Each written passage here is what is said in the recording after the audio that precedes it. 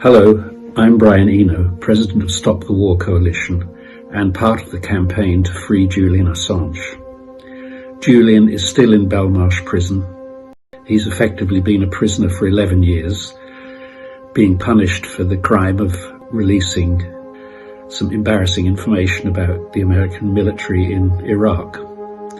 As you know, the American military has always sought to present itself as a kind of humanitarian organization, something like World Health Organization with guns, and they don't like it when any story to the contrary of that impression comes out.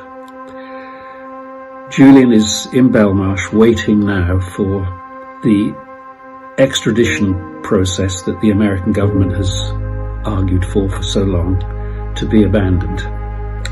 The English court last year refused the American request for extradition. Everybody knows that extradition for Julian to America will mean the rest of his life in a high security prison.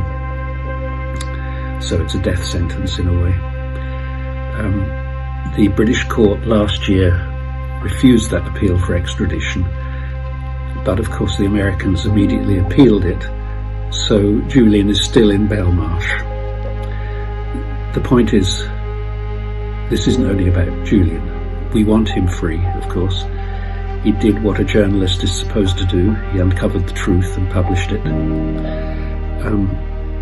But it's not only about Julian. If this goes through, if a country can reach into another country, pluck out one of its journalists and try them on their own terms, this is a very, very bad sign for the future. We really don't want a future like that, where journalists feel even more threatened than they already are. We've seen an erosion of this kind of civil liberties in the last few years as various authoritarian populist governments have appeared. We really have to stop this process, I think. This evening, we have a coming together of a group of extraordinary writers who've decided to speak out about Julian. His story has largely disappeared from the newspapers, but he's still there in prison and the story is still very much alive. I'm grateful to this group of wonderful writers who've decided to make a statement of some kind of public response to this, and I look forward to hearing them. With gratitude from the military-industrial complex, we thank you for the sacrifices you will make. Be permanent aware for further notice of our needs, and never lift the stones, and never look beneath the stones, and never ask to know our light 'em up secrets, our money pit secrets, our blood and soil secrets. Whatever flag we fly requires your worship. That is all. We thank you for the ignorance that is your bliss.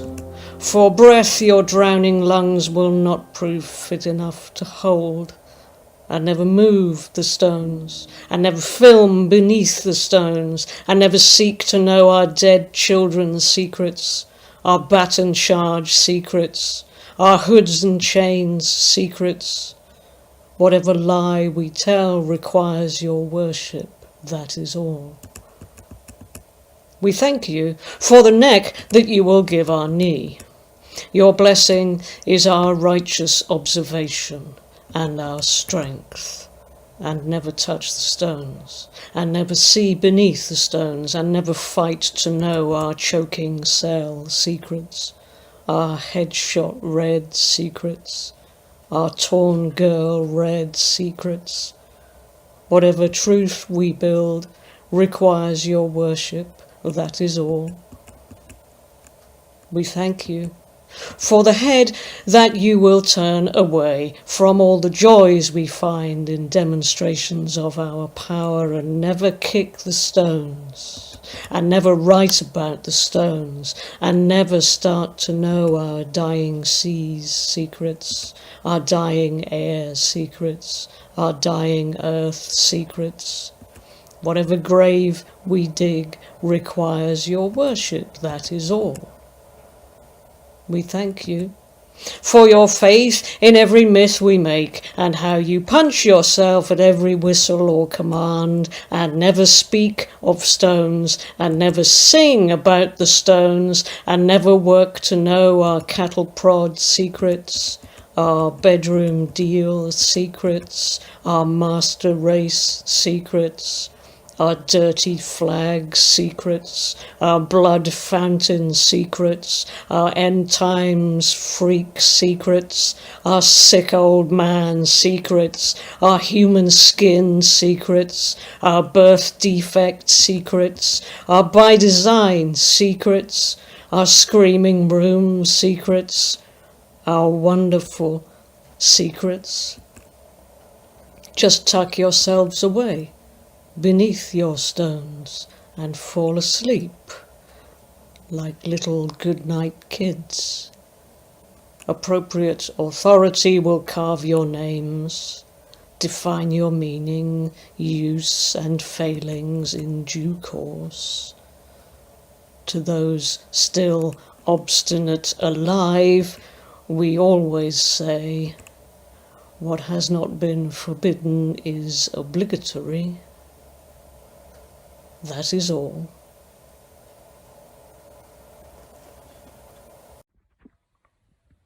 How many people who know don't say?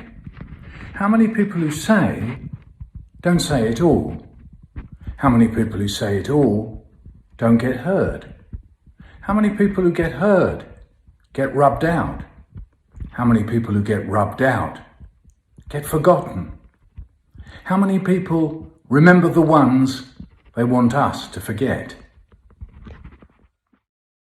Back in the days when we were allowed to go to football matches, it was normal to hear the crowd chant, "Who's the bastard in the black?" Nobody likes the bastard who blows the whistle. If there are 30,000 in the stands, you can be pretty sure that 29,996 hate him, or possibly her. With luck, the three referees' assistants might be on the side of the bastard in the black with the whistle, so you can never be sure. Of course, nowadays with VAR, that might be who's the bastard in front of a monitor 200 miles away wearing jeans and a t-shirt, but it doesn't trip so easily off the tongue. Nevertheless, even though the video assistant whistle is only a virtual one, you can be sure that it's hated just as much. Nobody likes the bastard who blows the whistle against them. Certainly not the cheats, the ones who'll hack your legs away from you as soon as look at you, or help the ball into the net with the hand of God. It takes courage to blow. Hated if you blow the whistle and hated if you don't. It takes courage to run into the middle of the pitch knowing you'll be insulted and vilified, knowing you earn less than anyone else on the pitch, knowing it won't be your name in the back pages unless you're very unlucky, knowing half those 30,000 will shout abuse at half your decisions and the other half at the remainder. To blow the whistle is to judge. So we insult the whistleblowers.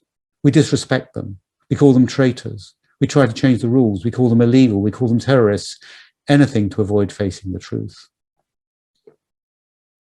There's an ancient Japanese myth of the creation of the world. When the gods decided to make the earth, they created two divine beings, one male and one female, and gave them a beautiful jeweled spear.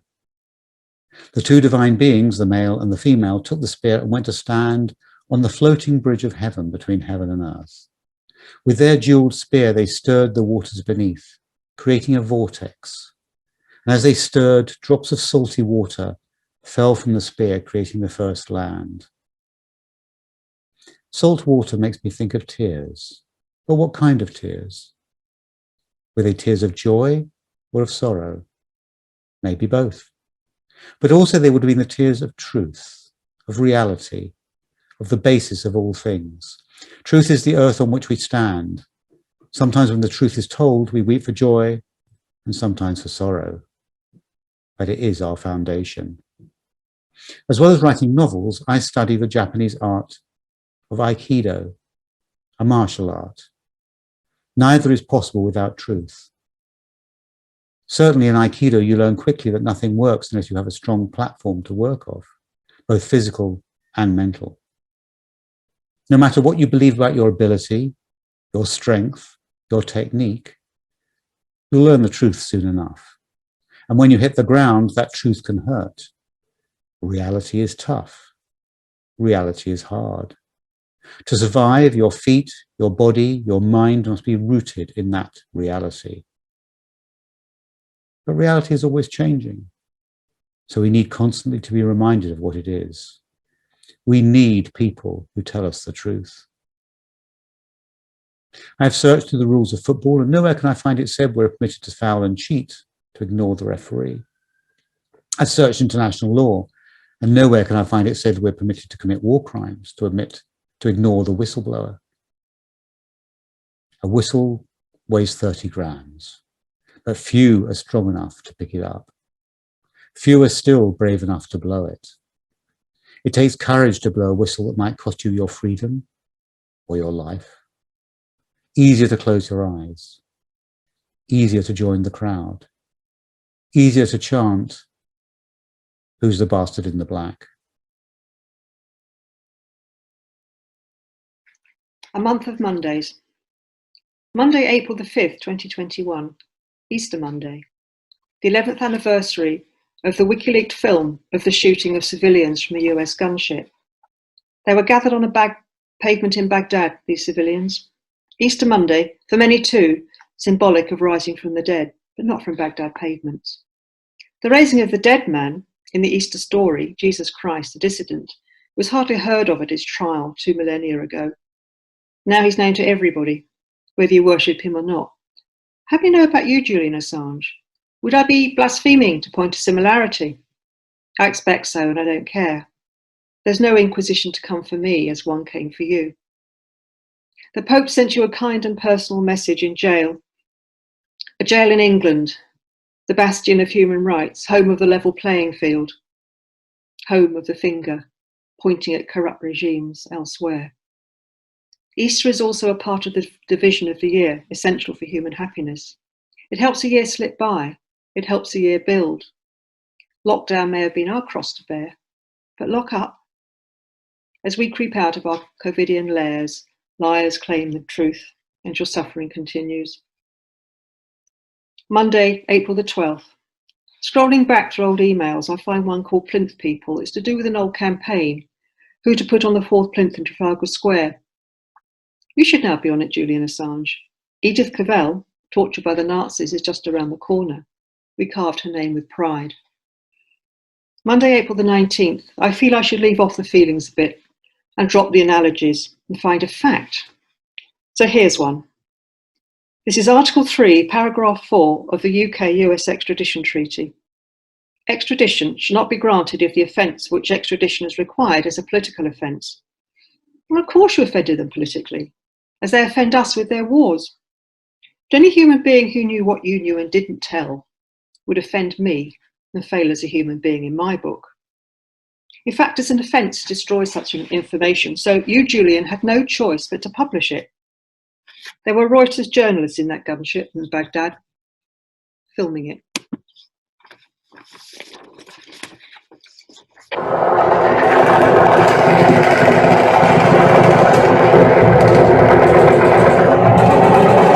Good shoot.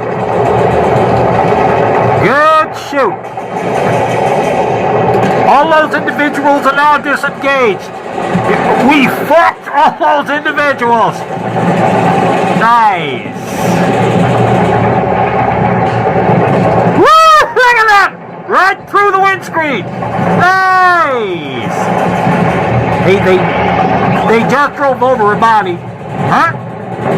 They got a wounded girl in there. It's their fault for bringing their kids into battle.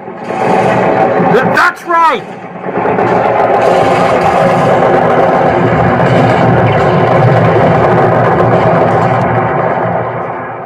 So why are you in jail, Julian Assange, and not them? Because you sought refuge from a charge for something for which charges had been withdrawn, but that would have allowed extradition to the USA. The military-industrial complex want to get you and throw away the key. Monday, April 26th. I'd love to hear you on Oprah. You'll be asked to share, not tell, to share your truth. But would you be invited? Maybe your social skills aren't all that, and they'd have taken a dive in prison. They're making an example of you, Julian Assange, and know that in freeing you, they free the truth. So journalists, behave yourselves, or it will behove us to crucify you. May the 1st, May Day. Different things to different people. So put your hand on a good book, any good book, and say, I promise to tell the truth, the whole truth, and nothing but the truth. This is, obviously, an historical tale, because this sort of thing doesn't happen anymore. Some places, so they say, are harder to get into than they are to get out of, so they say. And I used to agree. One place, drove all the way there, 100 miles up the motorway. No record of you, sir. No, sorry about that. At least no, sorry for your trouble. Just a look. And then 5 minutes in a lay-by banging the steering wheel. So the next time, phone calls ahead to make sure. Even then, passport, letter of introduction, no mobile phone, no batteries, no chewing gum, no yeast, and don't forget to keep your pass in view at all times. But on the way out, different shift on the gate, so no idea who I was, but waved on out anyway. Barely even slowed the car as the barrier swung up with the cheery wave goodbye. Harder to get in. Every one of them a different variation on the same tune, but at least this place, the one I'm thinking of now, this place didn't breathe fuck off, lefty liberal bleeding heart, we don't need your sort here at every single stage of getting in and getting out. Almost helpful. Almost. So there I was, sitting drinking tea in the staff room on the education. I'll call him Samuel for the purposes of this historical tale. You see Samuel? I am. Do you want someone in with you? Well, why would I? Well, he's got a rep, a history. No point in messing me about though. I'm rehabilitation and non-vocational education. Right enough. So, you sure? It's fine. The buzzers on the wall by the door, as and when. If. Your funeral. It was fine. It always was fine. We talked 2 hours at a time about the healing power of literature. At the end of every session, he shook hands and thanked me. Once, we were talking about Coriolanus, the play. Samuel said the violence of the language fascinated him, the way the characters used words as weapons. I wish, he said, I wish I'd learned to do that instead of... When we shook hands, as we always did, I glanced down at his hand. His grip tightened. You don't need to do that. Good as gold, always golden, when I asked. So why? He's IPP. What? Imprisonment for public protection. Meaning? He was locked up for what he did in the past. Now he's locked up for what he might do in the present. And he'll stay locked up until at some point in the future he's not dangerous anymore. And when will that be? Shrug. When he's deemed by a lawfully constituted body no longer to be a danger to the public. Who are they? Us. Me? It's never been a danger to me. But you're not one of us. The last time I saw him, the veins in his neck, in his forearms, in his forehead were moving under the skin. He'd lost weight. He hadn't shaved or showered. After 15 minutes of Ibsen's An Enemy of the People, he stood up, shoved his hands onto the buzzer and kept it there. The door opened and he walked away. What was that about? Turned down at his parole and licence hearing. Why? An incident. One of the others had a go and he defended himself. Just held the other bloke off. Everyone who saw it said so. But it's an incident. So, no. But that's not right. Right? Right. Justice. It's not. I didn't say it was. For Julian Assange, a story from the 1001 Nights, the Greek King and Dr. Duban. The original is much longer and more elaborate, but this is my version in a book called Stranger Magic. The fisherman has managed with his cunning ruse to trick the furious Jinni Sakir back into the copper bottle, and is walking back to the water's edge to throw him back into the sea, when, from within, the Jinni pleads for his life. The fisherman sternly refuses, while the Jinni promises him every blessing. "You are lying," says the fisherman. "Your promises are empty. You and I are like the vizier of King Yunan and Duban, the doctor." "Tell me how we're like them," says the Jinni. In Byzantium, a king who has everything in the world, great riches, loyal followers, and vast armies at his command, falls ill with a disease, a kind of psoriasis, for which none of his physicians or doctors can find a cure. A travelling sage called Duban happens to be passing through the king's territory. When he hears of the king's sickness, he arrays himself in his finest clothes and calls in all submissiveness on the court. When the king receives him, Duban offers to heal him, and the doctor begins his work, renting a house, studying his books. After consulting further, he prepares a mixture, fashions a ball, and into the shaft of a mallet which he has hollowed out, introduces the mixture. The next day he presents the ball and mallet to the king and tells him to go out to the polo field and ride as hard as he can, holding the mallet tight and swinging it vigorously until he's worked up a lather all over his body. The salve in the stick will transpire through his whole frame. Then he's to return to the palace, and after bathing he will be cured. King Yunan does as the doctor tells him. The following morning, when Duban presents himself at the palace, the king receives him royally, because as soon as he left the baths, he found all traces of his disease had vanished from his body. His skin had become as smooth as pure silver.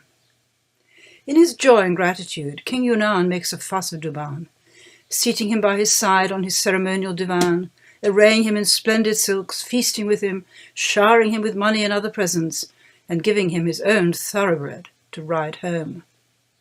One of the king's viziers looks darkly on these developments. He approaches the king and warns him that he is in danger from someone close. "Speak," says the king. When the vizier names Duban, the king rejects the insinuation angrily and reminds his adviser of the example of King Sindibad, who destroyed his favourite hawk when the bird kept overturning his cup, preventing him from drinking from a stream. But it turned out that a snake was in the tree above, pouring its venom into the water, and the bird had saved Sindibad's life. "You are asking me to do the same," said the king, "and kill the man who has saved me." "If he cured you," insists the vizier, "he can kill you as easily." The king is afraid, and the vizier advises him to execute Duban forthwith, before he can spring anything on him. Summoned to the king's presence, in complete ignorance of the fate which lies in store, Duban salutes him with many fervent praise poems. But the king tells him he is going to kill him, as abruptly as that. "You are a spy, I've been advised, come to assassinate me," and he orders the executioner to cut off the physician's head. Douban pleads for justice. He compares himself to the crocodile in the fable, but he doesn't proceed to tell that story. There is not enough time left. "I shall only rest easy when you are dead," continues King Yunnan. The doctor warns him, "If you make me die, God will make you die." But the king remains implacable. The doctor weeps. The hangman binds his eyes and lays his head on the block. One of the courtiers rises and asks that he be spared. The doctor then asks for one last grace, to go back to his house, order his affairs, arrange his burial, and give away his books, especially his medical books. There is in his library one book, he adds, which he particularly wants to present to the king. It is full of a myriad secrets, one of which is especially precious. He gives the king chapter and verse how to discover him. He gives the king chapter and verse how to discover it, and tells him that after his head has been cut off, the king should place it in a basin with a layer of coal at the bottom to staunch the blood, and it will answer any question the king puts to it. "Your severed head will speak to me," the king marvels. The following day, the court reassembles for the execution in their full splendour. The Dr. Douban returns from his house with a book and a box of powder which he sprinkles on a dish, telling the king again to place his head on the dish once it has been cut off, as the powder will staunch the flow of blood. The doctor is executed. Yunnan wants to open the book, but he finds that its pages are stuck together. He licks his finger and turns the first page, then a second, then a third. They can only be separated with great difficulty, and Yunnan can see nothing written on them, so he keeps turning them, as the head on the dish urges him to keep doing, in order to find the place he wants. The king continues, but at the end of a very short time, an evil has entered his entire body. The pages are poisoned. The king falls into convulsions and cries out, "I am poisoned, I am poisoned." Then the head of the physician Douban recites another poem about the workings of destiny, on the just and the unjust. Hardly has he finished, and the king falls down dead. "You see," says the fisherman to Szirtes, "that if the king Yunnan had allowed the doctor to live, God would have preserved him. But he refused, wanted to kill him, and God made him die."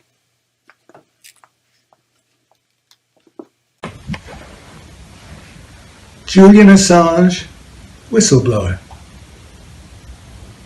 Had he as many faults as I have fingers, I still would sing his praises because of everything he has unearthed and the questions he raises, which ought to have been asked even without him, but were not. Though some liked things thus, and thus disliked him, others were undeceived. People, that is, such as us. One day a town will be named after him, or else a pretty park where children are cared for, but not surveilled, even when it grows dark. Quatrains for Julian Assange. This is your word, here's your cover, reveal it to no one, not your lover. Whatever your amatory capers, this must never reach the papers. Since what we do is for forgetting, in circumstances beyond regretting, your obligation has a function you must obey without compunction. Your conscience is for us to manage. We are bound, as if by civil marriage, from which there can be no divorcing, no sly affairs, and no outsourcing. There is, as ever, the us, the you, the them, though you may switch the terms around, depending on where you or your heart lie. We're not on the wrong side, said one voice in the Vietnam War. We are the wrong side. Where there are secrets, there are lies for one or other to construe. And if we can pin down a lie, what else remains must then be true. Since where you stand is where you are, and where you stand is therefore you. Where words are spoken, they must be followed by silence, as by trust. A confidence is what is sealed, whatever you consider just. Our secrets are not your affair. You'll keep them close, because you must. People in their budding youth seek to establish higher truth than that provided by the state, or interests with greater weight, and military set in train by some electronic brain, or shady men in smoke-filled rooms. Come sweep the cobwebs with new brooms. There are demons in the cupboard, as there always are, but whose cupboards are these? There's no need to look far. They're here at hand, they're ours. Our mischief squats inside those doors. Open them now, before they shut. The keys are yours. There are armies and recruiters in wars without a name, and warriors at computers desperate for a game. There are agents and between men, there are fall guys, there are screen men. Seeking for refuge against sundry harms, then you must find it in a stranger's arms. Your hair and nails grow long like Howard Hughes, while half the world outside declares Jacques Hughes. Outside the fields stretch out, the view is of a world whose loyalties are dark, whose flags are furled, whose arsenals increase by secret trade, and treaties that are signed remain unmade. Dilemmas are set out in formal terms. The conscience is alert, the leader squirms. The prisoner waits, the hours are made of glass, and break above your head just as you pass. The windows are spread wide, the flunkies glare, but here at last you're breathing burning air. So Julian Assange has set birds flying. Meanwhile the game goes on, still lying. To Whom It May Concern by Adrian Mitchell. I was run over by the truth one day. Ever since the accident I've walked this way. So stick my legs in plaster. Tell me lies about Vietnam. Heard the alarm clock screaming with pain. Couldn't find myself, so I went back to sleep again. So fill my ears with silver. Stick my legs in plaster. Tell me lies about Vietnam. Every time I shut my eyes, all I see is flames. Made a marble phone book and I carved all the names. So coat my eyes with butter. Fill my ears with silver. Stick my legs in plaster. Tell me lies about Vietnam. I smell something burning. Hope it's just my brains. They're only dropping peppermints and daisy chains. So stuff my nose with garlic. Coat my eyes with butter. Fill my ears with silver. Stick my legs in plaster. Tell me lies about Vietnam. Where were you at the time of the crime? Down by the cenotaph drinking slime. So chain my tongue with whiskey. Stuff my nose with garlic. Coat my eyes with butter. Fill my ears with silver. Stick my legs in plaster. Tell me lies about Vietnam. You put your bombers in and you put your conscience out. You take the human being and you twist it all about. So scrub my skin with women. Chain my tongue with whiskey. Stuff my nose with garlic. Coat my eyes with butter. Fill my ears with silver. Stick my legs in plaster. Tell me lies. Tell me lies about Afghanistan. Tell me lies about Israel. Tell me lies about Congo. Tell me. Tell me lies, Mr. Bush. Tell me lies, Mr. Blair. Tell me lies about Iraq. Please don't only enjoy this evening, I hope you do, but remember this story is still alive, so keep telling it. Thank you very much.